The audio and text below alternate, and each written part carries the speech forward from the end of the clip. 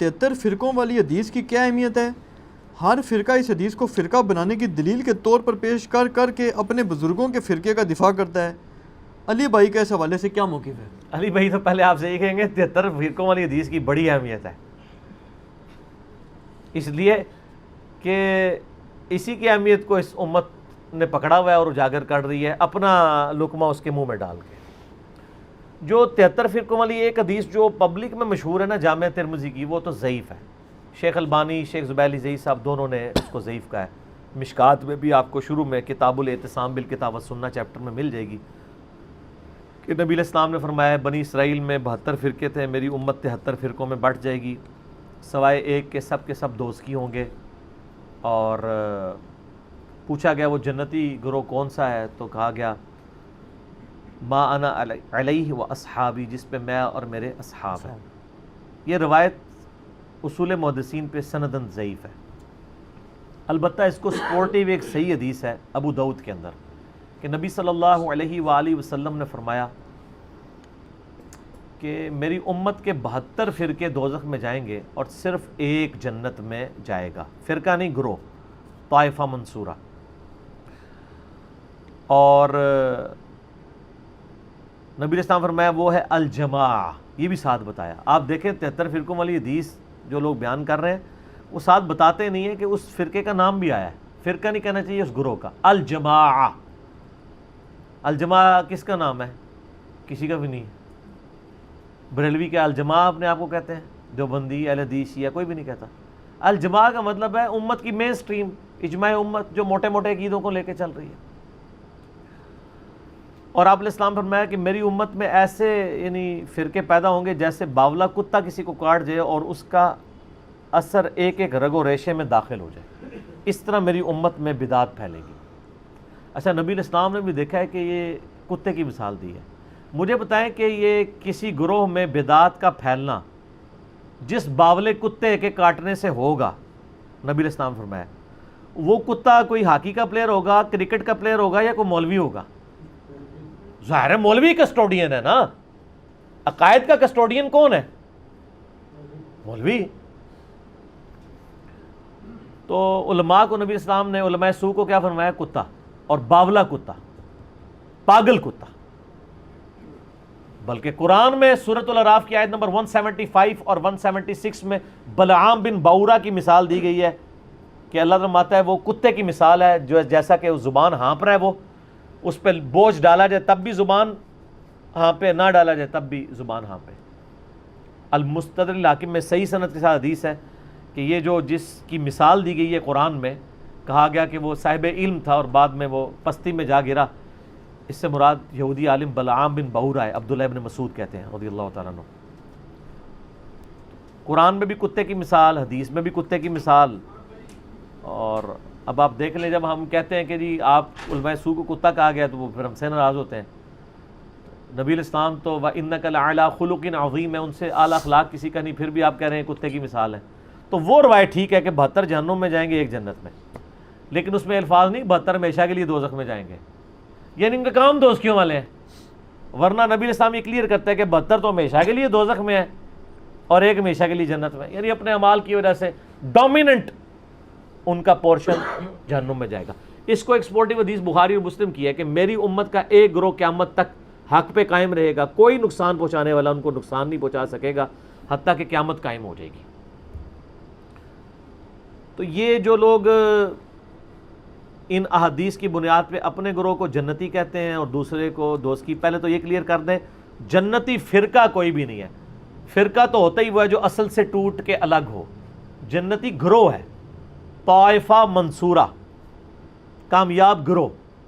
نبی علیہ السلام، صحابہ، تابعین، اہل بیت سب کے سب ایک یعنی جنتی گروہ تھے، ان سے ٹوٹ کے جو الگ بنا وہ فرقہ ہے۔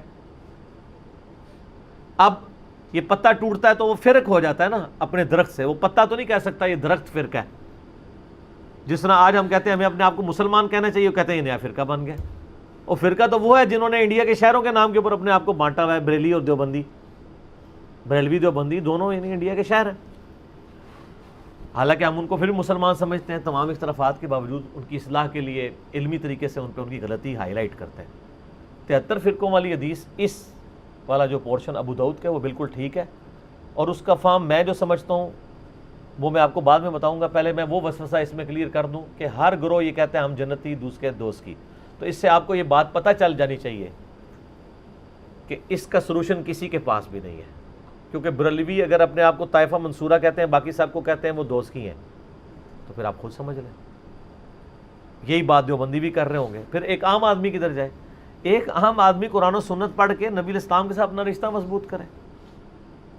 ہر گروہ سے، خواہ وہ کسی مکتب فکر سے تعلق رکھتا ہے، سنی ہو، شیعہ ہو، حنفی ہو، شافعی، مالکی، حنبلی، بریلوی، دیوبندی، اہل حدیث، اہل تشیع، اچھے لوگ جو موجود ہیں جنہوں نے اپنی اصلاح کر لی ہے اور امت کی مین سٹریم سے نہیں ہٹے، انشاءاللہ جنت میں جائیں گے. یہ امت کی مین سٹریم سے ہٹنے والے لوگ ہیں جیسے خوارج ہیں، پوری امت سے الگ ہو گئے.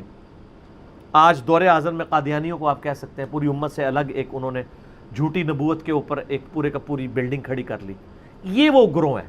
بریلوی، دیوبندی، اہل حدیث، شیعہ آپس میں ایک دوسرے کو اس طریقے سے کہہ کے بانٹنے کی کوشش کرتے ہیں، تو اس کا تو کوئی اینڈ نہیں ہوگا. باقی یہ جو لوگ کہتے ہیں نا جی وہ فرقوں میں بٹنا ضروری ہے کیونکہ خالی مسلمان کہلانا کافی نہیں، نبی اسلام نے فرمایا تھا کہ فرقے ہوں گے. آپ نے یہ تو نہیں فرمایا تھا فرقے بنانا، آپ نے تو بلکہ ڈرایا ہے. یہ تو اسی طریقے سے ہے جیسے مسلم میں حدیث ہے، صحیح مسلم میں، کہ نبی علیہ السلام نے فرمایا قرب قیامت میں عورتیں ایسا لباس پہنیں گی گویا کہ ننگی نظر آ رہی ہوں گی، چست لباس ہوگا یا باریک. اس سے کوئی یہ رزلٹ نکالے گا کہ چونکہ اب قیامت آنے والی ہے لہٰذا ہم اپنی عورتوں کو ننگا لباس پہنائیں؟ یہ رزلٹ نکالنا چاہیے. تو فرقوں والی حدیث سے یہ رزلٹ کیوں نکال رہے ہیں کہ فرقے بنائیں؟ وہ تو کنڈیم کیا گیا. کنڈیم کیا ہے قرآن میں؟ وَاعْتَصِمُوا بِحَبْلِ اللَّهِ جَمِيعًا وَلَا تَفَرَّقُوا. اللہ کی رسی قرآن کو مضبوطی سے تھام لو، فرقوں میں مت بٹو. قرآن جب منع کر رہا ہے فرقے بنانے سے تو حدیث میں تو صرف خبر ہے، حکم نہیں ہے. حدیث تو بتا رہی کہ ایسا ہو جائے گا بچ جانا، جیسا کہ ایسا ہو جائے گا کہ عورتیں چست لباس پہنے گی تم بچ جانا. انہوں نے اسے حکم بنا لیا ہوا ہے. یعنی کامن سینس بھی نہیں. لیکن common sense is not so common. Common sense بھی کم لوگوں میں ہی ہوتا ہے نا، اتنا کامن بھی نہیں ہوتا. اور آپ دیکھیں فرقہ واریت کا عفریت اور جن اور بدعت اتنی خطرناک چیز ہے کہ یہ شوگر کوٹڈ کر کے ہر مسلمان نے جو ہے نا وہ استعمال کر لی ہوئی ہے. اور اس کے اوپر کبھی اس آیت پہ کسی نے نہیں عمل کرنا، وَاعْتَصِمُوا بِحَبْلِ اللَّهِ جَمِيعًا وَلَا تَفَرَّقُوا. اور اس سے سخت آیت جو اپنے منج پہ ہم نے لکھی ہوئی ہے، ان الذین فرقوا دینہم وکانوا شیعا لست منہم فی شیء. بے شک جنہوں نے دین میں فرقے بنا لیے اور اپنے آپ کو گروہوں میں بانٹ لیا، اے نبی آپ کا ان سے کوئی تعلق ہی نہیں ہے. انما امرہم الی اللہ، ان کا معاملہ اللہ کے سپرد ہے، اللہ ان کو بتا دے گا جو دنیا میں انہوں نے کرتوت کیے تھے. کتنی سخت آیت ہے، سورۃ الانعام آیت نمبر 159. اس پہ کسی نے عمل نہیں کرنا. آج تک آپ نے یہ تو سنا ہوگا جشن دیوبند کانفرنس سنی ہے نا، عظمت اہل حدیث کانفرنس، 100 سالہ جشن اعلی حضرت سنے. آج تک آپ نے کبھی سنی ہے مسلمان کانفرنس یا مسلم کانفرنس؟ نہیں، کوئی بھی کرنے کے لیے تیار نہیں ہے. ان چیزوں کو فخریہ کرتے ہیں. اور جو اللہ نے ہمارا نام رکھا تھا ہوا سماکم المسلمین من قبل وفی ھذا، اللہ نے تمہارا نام مسلم رکھا تھا اس قرآن سے پہلے، ابراہیم علیہ السلام نے رکھا، اللہ نے اس قرآن میں انڈورس کر دیا. آپ کسی کو جا کے نا میں مسلم ہوں ایسے دیکھنا شروع ہو جائے گا، میں کافر ہوں. آپ کسی بریلویوں کی مسجد میں جا کے نا میں بریلوی ہوں، کہیں ماشاءاللہ. آپ کہیں دیوبندی ہوں، تھوڑا سا منہ چڑھائے گا لیکن کہے گا ہاں دیوبندی بھی ایک فرقہ ہے، وہ فلاں جگہ ان کی مسجدیں ہیں.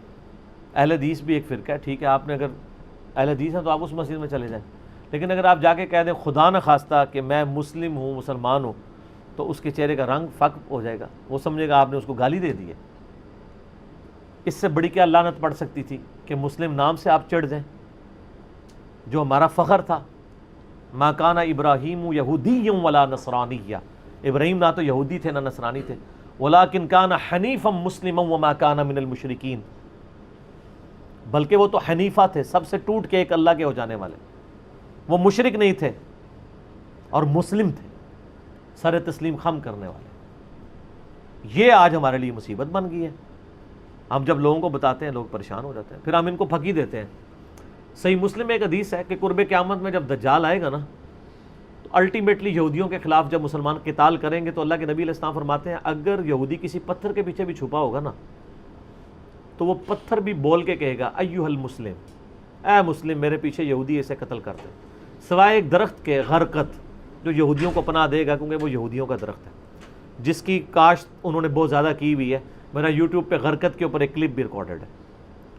میں یہ کہتا ہوں کہ اگر آج کے بریلوی دیوبندی اہل حدیث شیعہ کو پتھر کے پیچھے سے یہ آواز آ جائے اے مسلم، تو ہو سکتا ہے یہ کہ پیچھے کوئی انجینئر صاحب کی ویڈیو چل پڑی ہے. انہوں نے تو مڑ کے بھی نہیں دیکھنا جب تک انہیں یہ نہ کہا جائے کہ اے بریلوی، اے دیوبندی، اے اہل حدیث. تو چڑھتے ہیں مسلم نام سے، آج اگر چڑھ رہے ہیں تو اسی وقت بھی چڑھیں گے. قرآن و سنت کی ٹرم تو مسلم اور مومن ہی ہے، باقی آپ کی بنائی ہوئی ہیں. اس لحاظ سے ویسے میں شیعہ کو ایج دوں گا. شیعہ اپنے ساتھیوں کے لیے مومنین کی ٹرم استعمال کرتے ہیں، سنی اپنے ساتھیوں کے لیے مسلمین کی ٹرم نہیں یوز کرتے ہیں. کہتے ہیں نا مومن، مومنین، وہ ٹرم قرآن سے لے رہے ہوتے ہیں. تو سر سنیوں، میں نہیں کہتا آپ اپنے آپ کو مومنین کہیں، ان سے فرق تو آپ نے کرنا ہے، وہ جبلت میں ہے، ان کی بھی اور ہماری بھی. ہماری سے مراد آپ لوگوں کی، میں تو دونوں سے باہر ہوں، مسلمان ہوں. وہ مومنین کہتے ہیں، آپ مسلمین کہہ لیا کریں، لیکن ٹرمز تو قرآن کی استعمال کریں، حدیث کی استعمال کریں. قرآن و سنت میں تو ٹرم یہی ہے. صحیح مسلم میں حدیث ہے کہ ہفتے میں ایک دن کا غسل کرنا ہر مسلم کے اوپر واجب ہے، جس میں اپنے جسم کا میل دور کرے. کسی بھی دن کر سکتا ہے، جمعے دن کر لے، افضل ہے جمعے کے علاوہ بھی کر سکتا ہے. وہ ظاہر کرتے ہی ہیں مسلمان. تو مسلم، وہاں بھی ٹرم مسلم ہے، یہاں مسلم نام سے لوگ چڑھتے ہیں. اچھا علی بھائی، آپ کی اس بات سے نا وہ مجھے ایک بات یاد آئی، اگر اجازت دیں جی، تاکہ یہ ایشو کور ہو جائے. آپ نے فقی کی ایشو بات تو کی، قیامت تک نہیں کور ہونا ہے، جن کے نہیں یہ ہونے. اسپیسیفک یہ ایشو کور ہو جائے نا. ایک بہت بڑے وکیل اناف ہیں، وہ نام نہیں لینا، نہیں نام نہیں میں لیتا، میں بس وہ اسی وکیل سے اناف ہی کہا کہ آپ نے ان کا نام لے دیا، بڑے لیکن وکیل باقی اناف ہیں نام اور بہت بڑے. ہاں جی، وہ وکیل اناف وہ ہیں جن کو میں نے G10 کی مسجد میں آج سے 7-8 سال پہلے سنا کہ جنت میں صرف دیوبندی جائیں گے، یہ الفاظ تھے. اچھا، وہ وکیل اناف جو ہیں انہوں نے آج کل ایک دورہ مسائل کرایا کچھ عرصہ پہلے، اس میں انہوں نے غالباً اسپیسیفکلی آپ کو فقی دی ہے. یہ مسلم والی جی، بات میرا ہے. اس کے اوپر جواب آ چکا ہے. اچھا، جی جی جی، انہوں نے کہا جی کہ میں مسلم کیوں ہوا. جی، ایک طرف وکیل اناف کی تصویر ہے، دوسری طرف مولانا طارق جمیل صاحب کی سینٹر میں میری، وہ کلپ ریکارڈ ہو نہیں، چکا وہ ہے. جو انہوں نے فقی دی اس کا بھی جواب دیا آپ نے. جی، فقی کا انہوں بھی نے کہا جواب. جی میں اگر آپ سے یہ پوچھوں جی، آپ ایشیا کے باشندے ہیں، کدھر کے ہیں؟ میں انہوں نے اتھے چھٹے ہیں نا کہ وہ یاد انہوں کرن نے گے. کہا اب یہ کیوں نہیں کہتے جی جی، سارا جواب آ چکا ہے. وہ سوال آپ سے پہلے ہی آ چکا تھا. اچھا، یہ سوال اسی طرح پڑھا گیا ہے کہ آپ یہ کہیں گے فلاں جگہ فلاں جگہ فلاں جگہ. جی جی، ٹھیک ہے نا. تو وہ اس کا جو میں نے جواب ان کو دیا نا، وہ آپ سنیں گے تو آپ جھوم اٹھیں گے اور جھوم کے ایک دفعہ کہیں گے کہ نہ میں وابی، نہ میں بابی، میں ہوں مسلم علمی کتابی. وہ کچھ کیا ہے میں نے ان کے ساتھ اس بات کے اوپر، وہ آپ میرا کلپ دیکھ لیں. اچھا، یہ آپ کے یہ جو شعر ہے اس پہ بھی ایک پوسٹ مارٹم ایک علامہ صاحب نے کر دیا. وہ کہنے لگے جی یہ تو جناب جو ہے نا یہ بابی نہ کہا کرو، بابا ہی کہا کرو. کہ بابی تو وہ کہتے ہیں یہ ایران میں تھا کوئی غالباً گمراہ شخص تھا، محمد بن باب کے کیا. وہ نہیں، وہ سر وہ اللہ کے بندے، بات یہ ناموں سے کچھ نہیں ہوتا. عربی کا فتنہ اور پنجابی کا فتنہ اور الفاظ سے نہیں ہوتا. ٹھیک ہے، نہیں، وہ کہتے ہیں بابا سے بابی نہیں بنتا نا. نہیں بنتا ہے. اردو میں کیا بنتا ہے؟ بابا ہی بنے گا. نہیں، بابوں کے ماننے والے کو کیا کہیں گے؟ پاکستان کے ماننے والے کو پاکستان کہیں گے یا پاکستانی کہیں گے؟ افغان صوبے سے تعلق رکھنے والے کو افغانی کہیں گے ان کے ملک سے، یا افغان کہیں گے؟ افغانی کہا جاتا ہے نا. تو یہ نی وہ ہے، نون یاز ہے، نی ان کو کہ اردو بھی تھوڑی سیکھ لیں. یہ بابی ہم عربی میں نہیں کہہ رہے، اردو میں کہہ رہے. اردو میں کیا، ٹھیک ہے. تو بابی بنے گا.